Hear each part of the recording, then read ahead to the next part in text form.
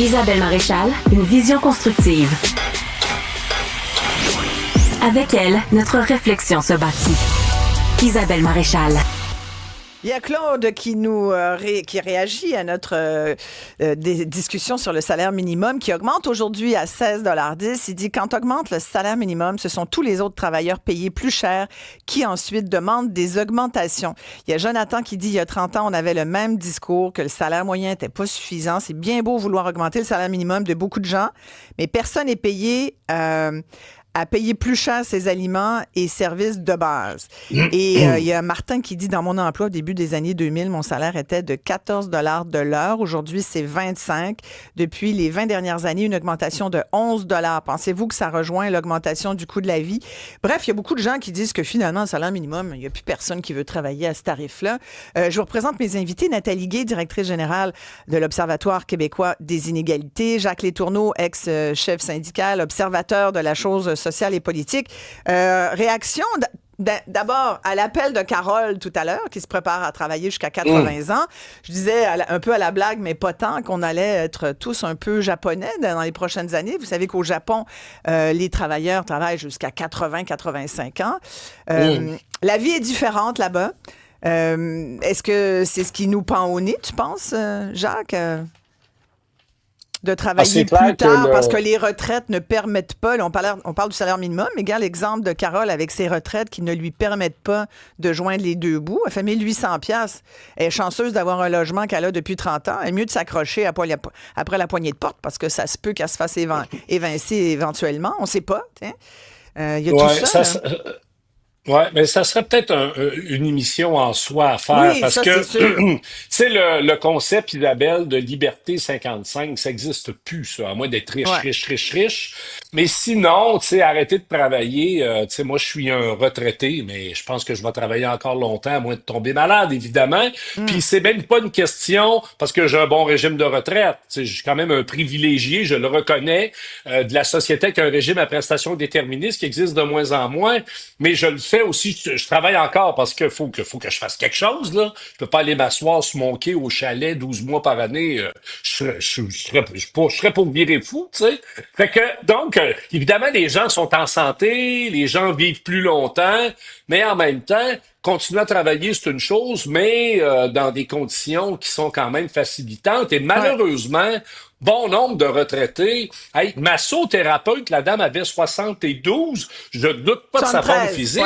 ouais. Mais bon, c'est comme travailler d'un CPE. Tu sais, parce que ça pose toute l'épineuse question de l'âge de la retraite.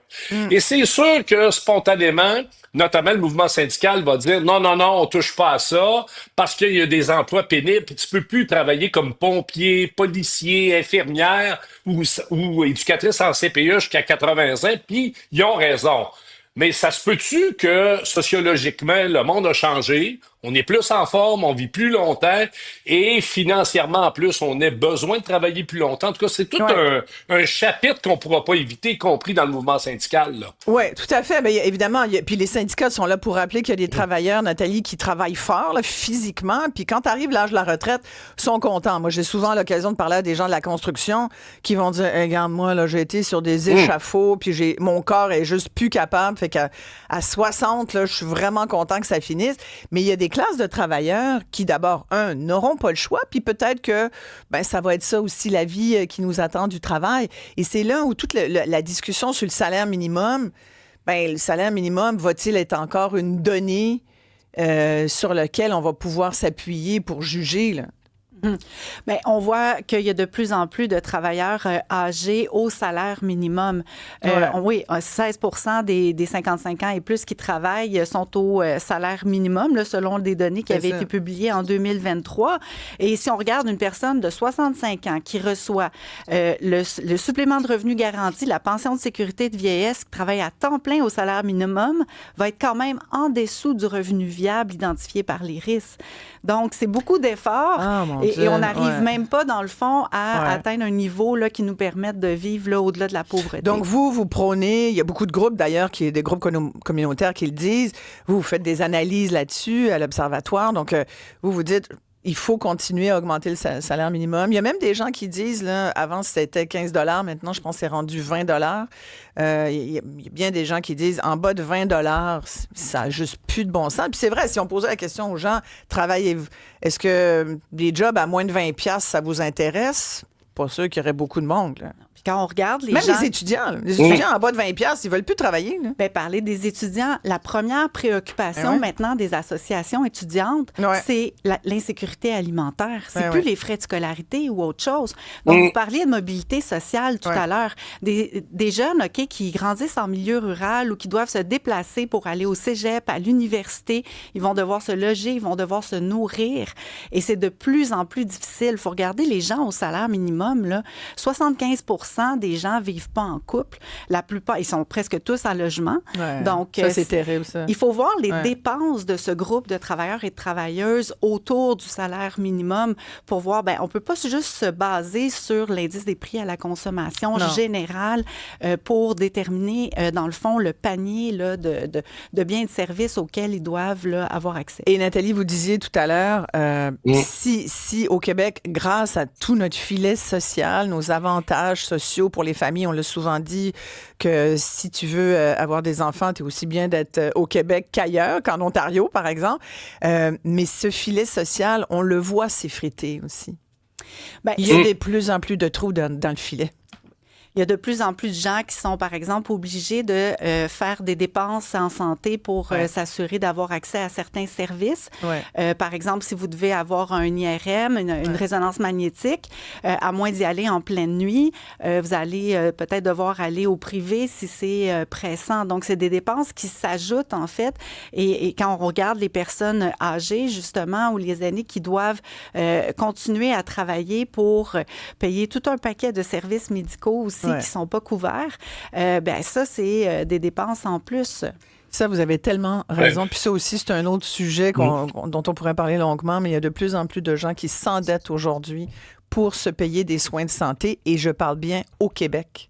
Et des jeunes aussi, il y a de plus en plus de maladies auto-immunes qui frappent les jeunes, les plus jeunes, et ils n'ont pas d'assurance forcément privée.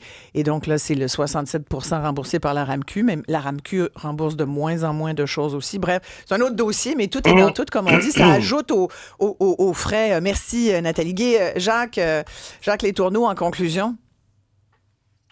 Moi, tu le sais, je suis un partisan de méfions-nous des promesses de baisse d'impôts, parce que la baisse d'impôts, c'est vrai que c'est politiquement payant d'une campagne électorale. Ils nous l'ont servi encore lundi, là. Tu sais, les principaux partis libéraux, conservateurs, ils faisaient à peu près la même promesse. Le drame, c'est que quand tu baisses les impôts, souvent, ça te donne pas ben grand-chose dans tes poches, tu sais. Puis, en bout de piste, souvent, il faut que tu le remettes dans ta poche, ta main, pour payer des services que l'État assume plus parce qu'il y a moins d'entrée d'argent dans les coffres de l'État. Le Québec se prive de 1,7 milliard par année d'entrée fiscale avec la dernière baisse d'impôts de François Legault.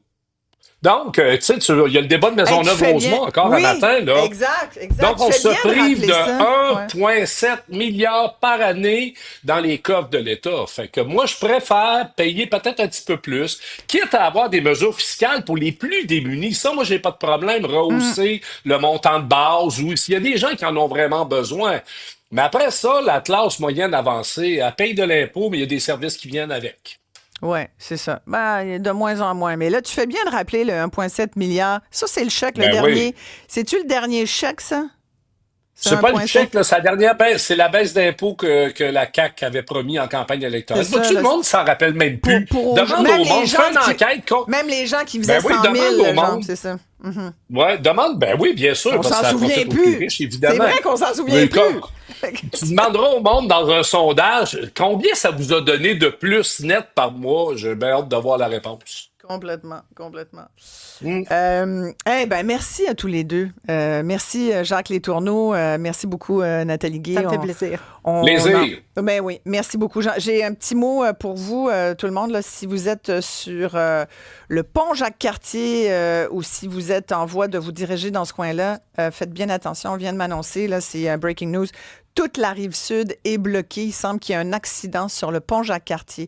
On vous en dit plus dans les prochaines minutes. Après la pause, je reçois Bergie. notre Burgie national, Michel Bergeron, qui nous avait dit Canadien en 6. Ça s'est pas avéré, cher Burgie. On va voir qu'est-ce qu'il en pense de ce match d'hier, le match qui a sonné le glas à notre participation du Canadien de Montréal aux séries. Nicolas Cloutier sera avec nous aussi, journaliste à TVA Sport. Je vais avoir votre opinion là-dessus. Là. Et vous regardez le match. Êtes-vous déçus? Est-ce que vous pleurez?